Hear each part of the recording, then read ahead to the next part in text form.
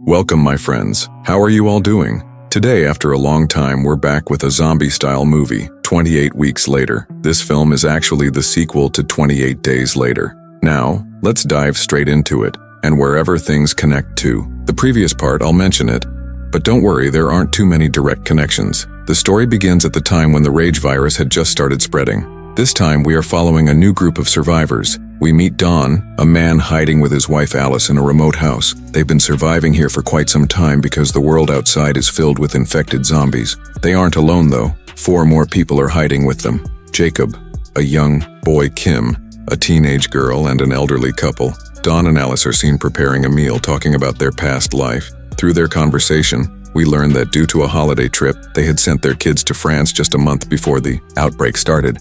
And since the virus is only confined to Britain, their children are safe. But they themselves are trapped here, living in fear. This thought makes them emotional.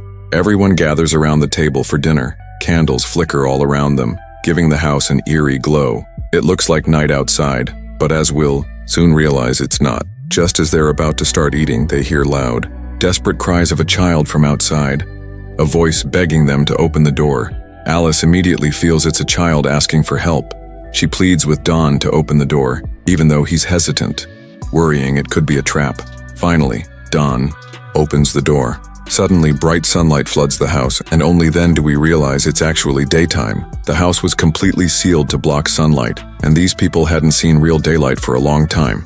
They pull the child inside and offer him food, asking him what happened. The boy explains that his parents went crazy and tried to kill him, forcing him to flee. But he warns them zombies were chasing him. Hearing this, everyone becomes terrified.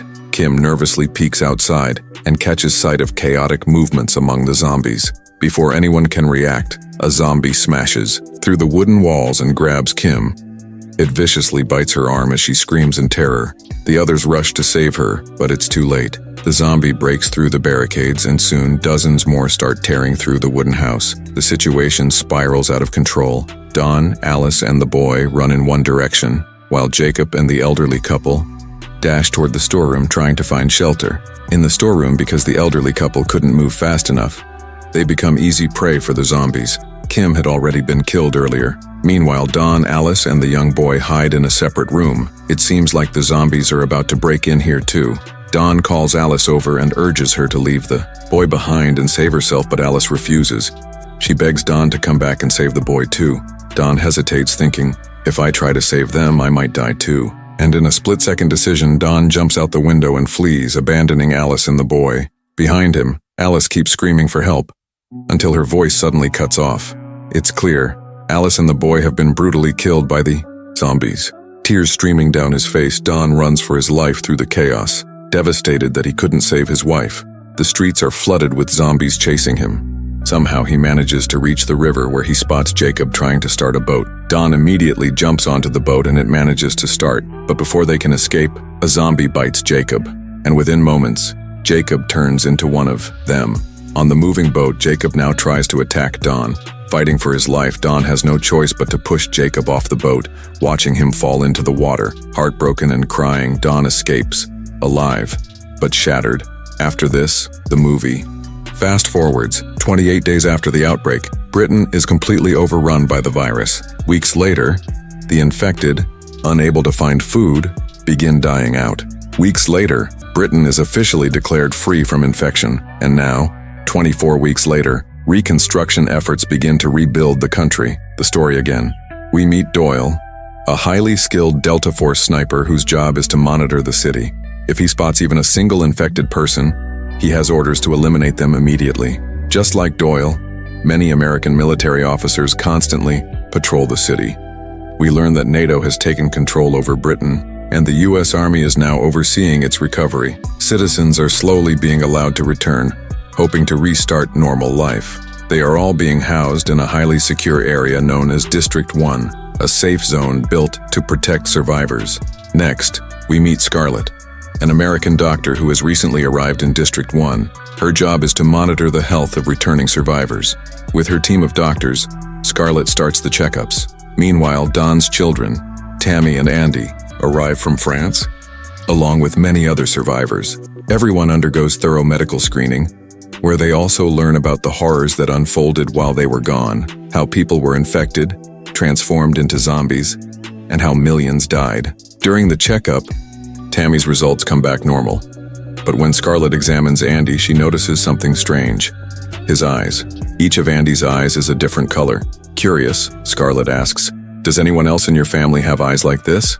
Andy answers, "Yes, my mom had different colored eyes too," meaning Alice's unique genetic traits live on inside Andy. Andy had inherited his unique eye color from his mother, Alice. Moving forward, Dawn brings Tammy and Andy to a new home. Although it's not their original house, it's a special residence, given to Dawn because of his new position. Dawn now serves as an administrator in District 1, which gives him access to all areas and privileges. At their new home, Dawn tells Tammy and Andy about their mother's death, explaining that she was killed by the zombies. However, he hides the painful truth. He never went back to save Alice. He left her behind to save himself. Hearing about their mother's death, the kids are heartbroken. That night, Andy struggles to sleep. He can't even remember his mother's face clearly anymore. So much time had passed. The next morning, after Dawn leaves for work, Tammy and Andy decide to sneak out and visit their old home. Although it's nearby, it lies outside the safe zone. Beyond District 1, they cross into the danger zone without permission. From his watchtower, Doyle spots them slipping away. The two reach their devastated old home and begin searching through the ruins, collecting old family photos and memories. Suddenly, Andy hears a noise from the upstairs room. When he goes to check, he is shocked to find Alice alive. Alice is alive, but deeply traumatized.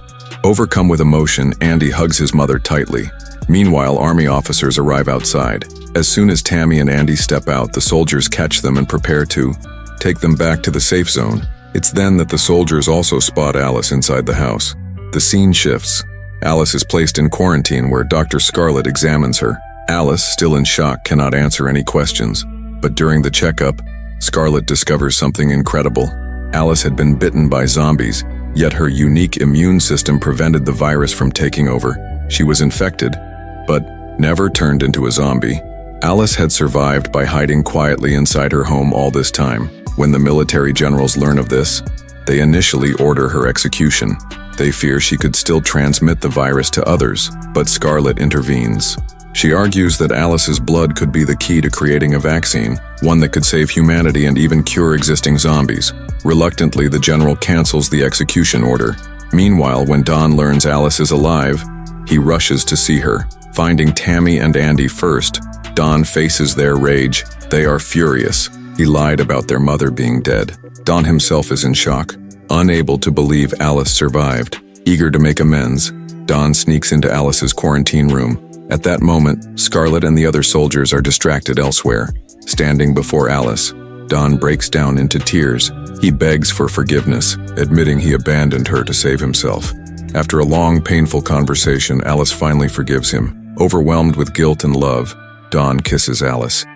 And that was his fatal mistake. Even though Alice hadn't turned into a zombie, her body still carried the virus. During the kiss, her saliva passes the infection to Don. Within moments, Don starts convulsing. He violently transforms into a zombie. In a terrifying rage, Don attacks Alice. Despite her cries, he brutally kills her, tearing her apart in a savage frenzy. Alice, the symbol of hope, is gone. Now fully infected, Don breaks out of quarantine, attacking and infecting nearby soldiers. The zombie outbreak reignites, spreading chaos once again. District 1 descends into pure horror. Scarlett grabs Tammy and tries to flee. Meanwhile, Andy spots his zombified father, Don, who now tries to attack him too. All around them, panicked screams echo as zombies hunt the living. The army struggles to contain the outbreak.